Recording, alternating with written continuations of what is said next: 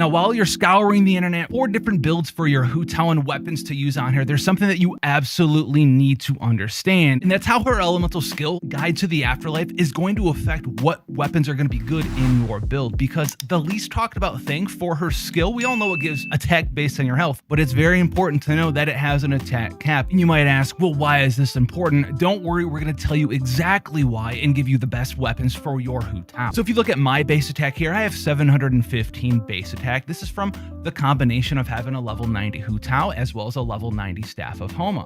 If you change your weapon from this weapon to maybe a 5-star weapon with even higher base attack, or a 4-star or 3-star weapon like the Deathmatch or the Dragon's Bane, the amount of HP you're going to need to hit that cap is going to be greatly reduced.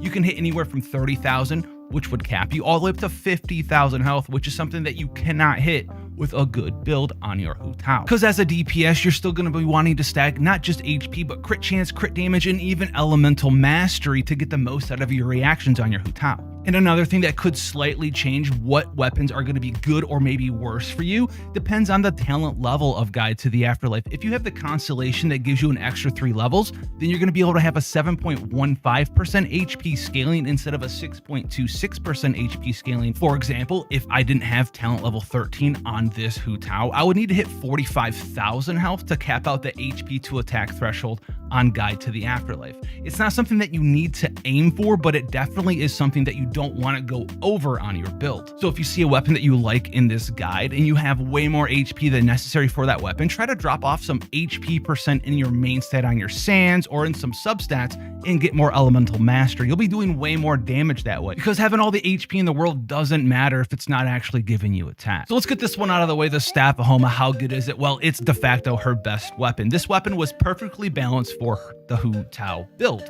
As we just talked about, the HP threshold equal to your base attack is very nice here. It allows you to cap out at 35,000 to 40,000 health depending on your talent level, and also factoring in Hydro Resonance to help you get that extra 20% HP. So the base attack is fantastic. 608 is exactly what we want to see. It also gives us a nice amount of crit damage to help us scale our damage, but most importantly, the refinement ability, Reckless Cinnabar, gives us additional HP scaling. We already have HP scaling with Guide to the Afterlife, but now we get to double down on it and go in with the Staff of Homa ability, giving us additional health to attack. And on top of that, it also has an HP threshold of 50% for even further bonus attack, which sums up exactly well with Hu Tao's playstyle, because she does have an ability from her Ascension that gives her pyro damage bonus for being under 50% health. Having the access to the Staff of Homa is going to allow you to play Hu Tao the exact way that the developers designed her to, giving you bonus crit damage, attack percent bonus, as well as pyro damage from her internalized kit. Now, while odd at first glance, the Staff of the Scarlet Sands is actually pretty good on Hu Tao. It does have a lower base attack, but we already talked about how that's not that big of a deal, because in general, it's pretty difficult to balance and cap out that HP to attack thresholds on weapons with super high attack. You can probably cap this one out around 30,000 or 35,000 HP, especially easier if you're running in a double Hydro team for the Hydro Resonance. It has a whopping 44% crit chance, and the ability on here, while looking odd, is actually good in the proper build. It gives you bonus attack based on your elemental mastery. How can we use this in a Hu Tao build? The staff's lower base attack is going to allow you to cap out that HP to attack threshold from her elemental skill Guide to the Afterlife pretty easily, around 30,000 HP, especially if you're using her in a double Hydro team for that Hydro Resonance of 20% bonus health. It also allows you to change out some HP main stat and substat gear for more elemental mastery, boosting up not only just your reaction damage, but also boosting up the refinement ability of the staff itself, gaining some bonus attack from your elemental mastery. This weapon's very, very good in a Hu Tao build. So if you have this laying around from the Sino banner, you don't really feel like picking up the Staff of Homa, check this one out. And consistency is the key with this weapon. You might be seeing lower crit numbers compared to a lot of other builds, but they won't be substantially lower, but you're going to be very, very consistent on how often you crit with its whopping 44 crit rate. Now, one that's often asked about is the Primordial Jade Wing Spear. This does have a whopping 674 base attack, which seems nice on most characters. To cap this one out at talent level 10 though, you're going to need to have around 50 4,000 health total. That's counting Hydro Resonance. You're not gonna be able to cap this one out at all. But the real problem here is gonna be the refinement ability. She doesn't really do a lot of attacks in a short amount of time, and by the time you're gonna hit max stacks on this to get the damage bonus, your elemental skill is going to be wearing off and you're swapping Hu Tao out anyway. But even with those downsides, if you don't have any of the other weapons, this one's still a pretty decent option and you'll get some good results with it. Basically, the 4-star version of the Primordial Jade Wing Spirit is the Deathmatch. It will give you a mix of crit rate in between the Staff of the Scarlet Sands and the Jade Wing Spirit at around 30% crit rate.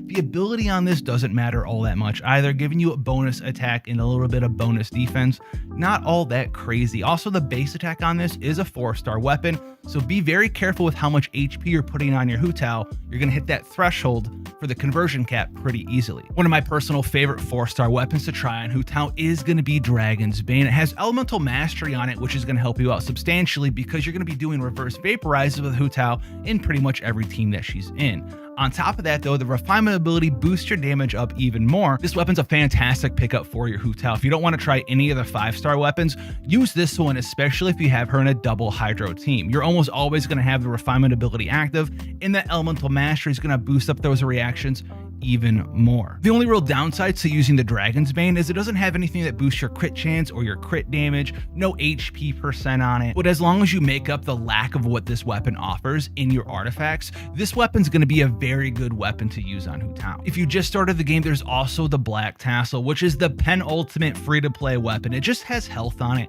That's fine. That's really all this weapon offers you. Normally and traditionally, 3-star weapons are awful due to their base attack being so low, but if you're brand new to Genshin, it's going to allow you to cap out that HP to attack from her elemental skill, while also giving you a reasonable secondary stat with HP on the Black Tassel. A small bonus is that if you're a slime life enthusiast, it does do bonus damage to slimes. Would have been great on the first 12 3-floor of Abyss when the game came out as well. All those cryo slimes. Now, weapons you probably shouldn't try to put on your Hu Tao, even if they seem good at first glance.